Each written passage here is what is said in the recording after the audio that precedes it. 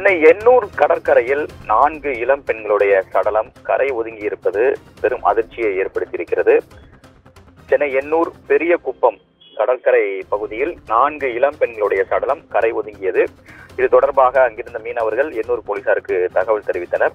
போலீசார் சம்பவ இடத்திற்கு வந்து 4 பேருடைய உடலையும் பிரேத பரிசோதனைக்காக அரசு மருத்துவமனைக்கு அனுப்பி வைத்திருக்கிறார். இறந்தவர்கள் குறித்த விவரங்களை போலீசார் விசாரணை மேற்கொண்டு வருகிறார்கள். இறந்தவர்களில் ஒருவர் இலங்கையை சேர்ந்தவர் என்பது தெரிய வந்திருக்கிறது. அது மட்டுமல்லாமல் கல்லூரி மாணவிகள் என்பதும் தெரிய வந்திருக்கிறது.